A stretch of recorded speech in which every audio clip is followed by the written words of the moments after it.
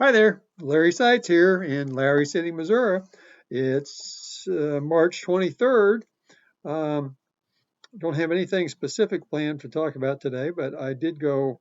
I had I played the Truth, Freedom, Health uh, website's open house video this morning at Lowry City at the community building. Nobody showed up, but I watched it anyway. I wanted to see it, and I took a lot of notes. And I'll be opening up again tonight for those people that don't have internet in this area. If they want to show up, and maybe more will in the evening, we'll see. But it was a very good presentation by Dr. Shiva, the founder of email or the creator of email. I guess he'd be the founder too, maybe. Anyway, hope you get my drift.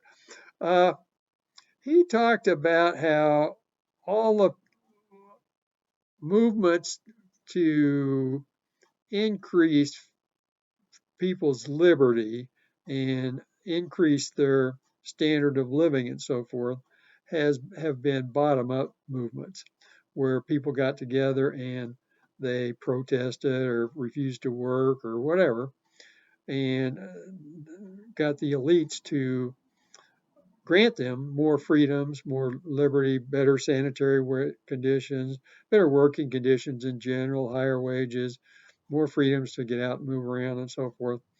And that worked really well up through the 1800s and 1900s. And then in the early 1900s, they had a lot of success, bottoms up movements, women's movements to vote, and workers to get better sanitation in the cities where they lived, better working conditions in a lot of factories and things that were starting at that point in time.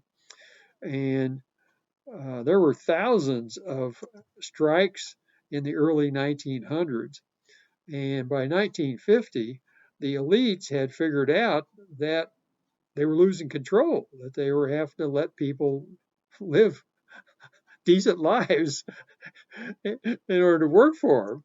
So that's when the elites started using system science, on political systems especially, and figured out how they could rig things so that people couldn't do bottoms up developments. What they wound up doing in the 50s, if people remember from history, or maybe you're not old enough to remember, and you probably don't hear about it learn about it in school anymore. There was this big communist scare, and I think it was called McCarthyism, and our government was investigating actors and famous people that were speaking up for people's rights and claiming that they were communist and they were being infiltrated by the Russians and the Chinese, and it was a terrible thing, and we had to uh, root them all out. And they got a lot of, I think it was Charlie Chaplin is the one TV star that got his career ruined.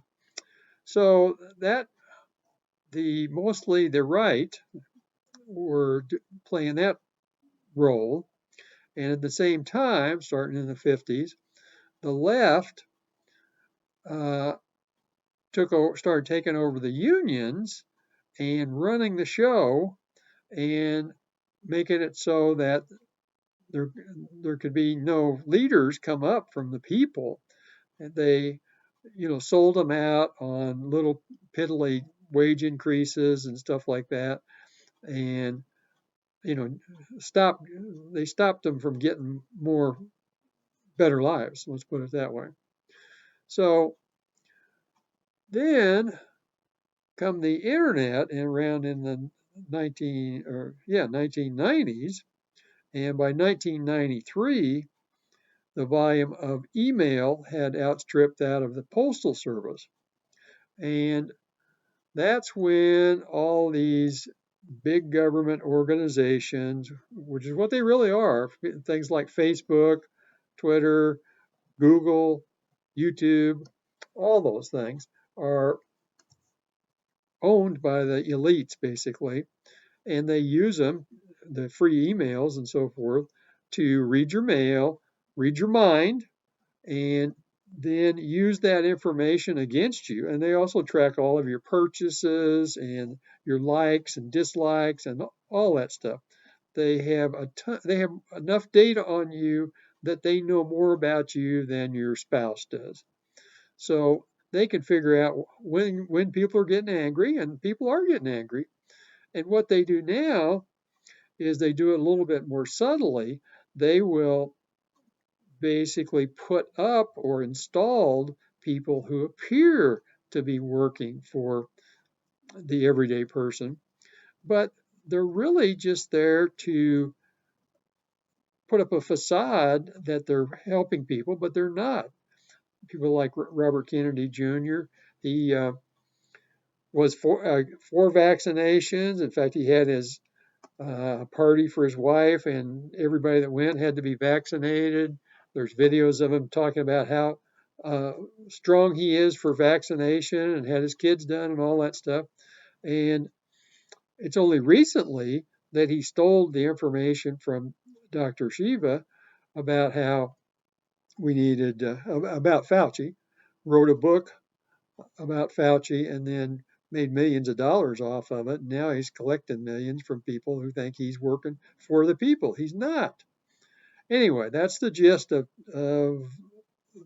the open house for today.